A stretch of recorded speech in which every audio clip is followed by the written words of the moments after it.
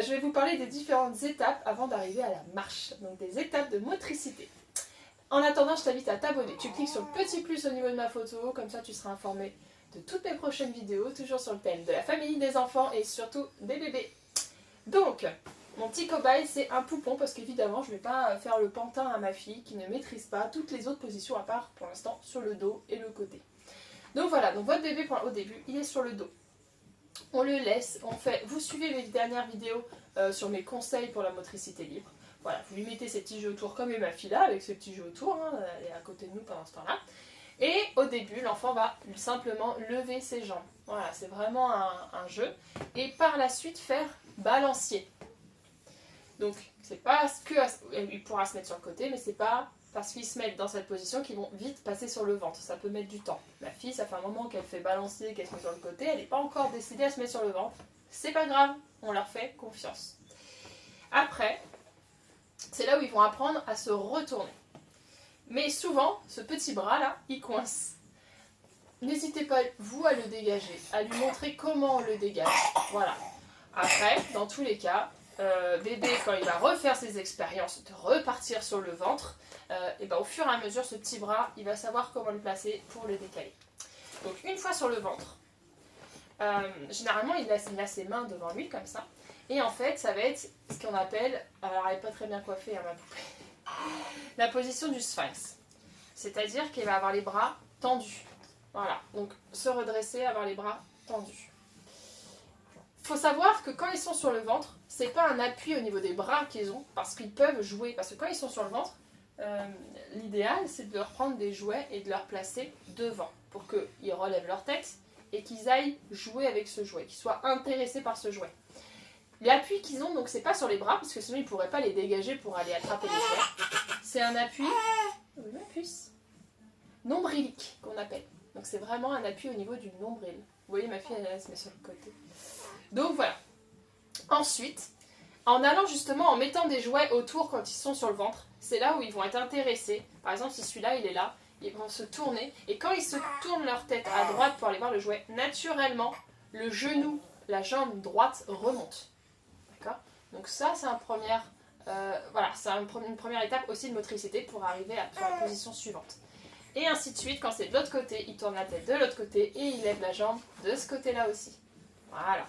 Par la suite, ils vont arriver en position 4 pattes. Attention, ils ne vont pas faire du 4 pattes, ils vont arriver en position 4 pattes.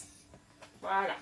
Là, ils vont pouvoir faire des petits balanciers, ils vont pouvoir s'amuser, ils vont tester au niveau de leur corps dans cette position-là. Ma puce. Là, je crois que ma fille est fatiguée.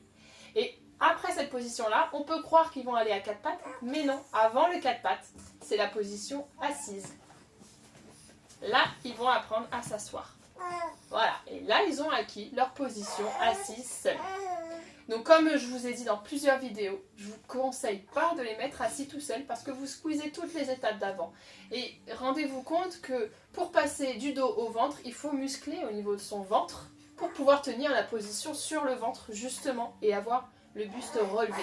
Si vous squeezez des étapes, eh ben, ils n'auront pas les muscles nécessaires. Donc après la position assise, c'est là où ils vont partir à 4 pattes. Et ils vont avancer. Vous inquiétez pas si au début...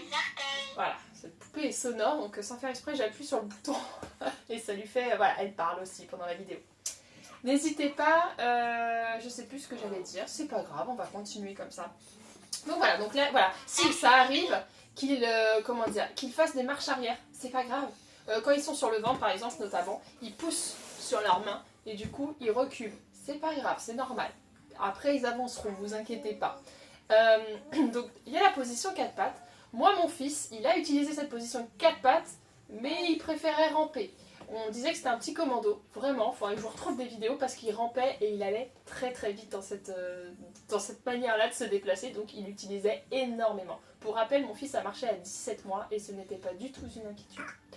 Donc, 4 pattes, ils avancent, ok, et c'est par la suite qu'ils vont se mettre sur leurs genoux et prendre appui pour par la suite se redresser. C'est là que c'est intéressant d'avoir des meubles bas, parce que ça va leur permettre de mettre leurs mains, de s'appuyer et après se redresser. Sinon, vous avez aussi la possibilité de mettre des miroirs et des tringles à rideaux au mur, à hauteur, voilà, à hauteur d'enfant, quoi, enfin assez basse, pour qu'ils puissent se hisser dessus. Mais tout l'intérêt d'avoir des meubles bas ou des jeux bas, des chaises basses, des choses comme ça, c'est pour se redresser. Donc du mobilier à hauteur d'enfant, c'est quand même, je pense, très important pour leur motricité. Donc au début, ils vont être sur leurs genoux et après, ils vont se mettre debout. Vous voyez qu'il y a quand même, j'ai encore appuyé sur le bouton, elle va peut-être parler. Vous voyez qu'il y a quand même pas mal d'étapes avant d'arriver à la station debout et à la marche. Par la suite, ils vont marcher le long des meubles. Au début, d'abord, c'est ça. Ils marchent hop, le long des meubles. Ils prennent appui. Et c'est comme ça qu'ils prennent confiance en eux. Ils se rendent compte que « Ah, j'arrive à faire ça, je peux faire ça ». Au bout d'un moment, ils ont tellement confiance qu'ils commencent à se lâcher. Et par la suite, ils vont commencer à marcher. Vous voyez qu'il y a plein d'étapes.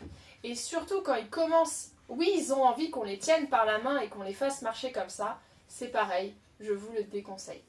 Ça ne veut pas dire que vous ne devez pas le faire. Chacun fait ce qu'il veut avec ses enfants. Attention, moi je suis juste là pour vous apporter des pistes de réflexion et des conseils pour une bonne motricité libre et une autonomie de l'enfant. Le fait de laisser l'enfant faire seul de A à Z et même pas le faire marcher comme ça, ça va lui amener de la confiance en soi. Et ça veut dire que si on développe de la confiance en soi dès maintenant, petit, en le laissant faire à son rythme, c'est de la confiance en soi que votre enfant aura une fois à l'âge adulte. Donc vraiment, c'est super important. Je crois que j'ai tout dit.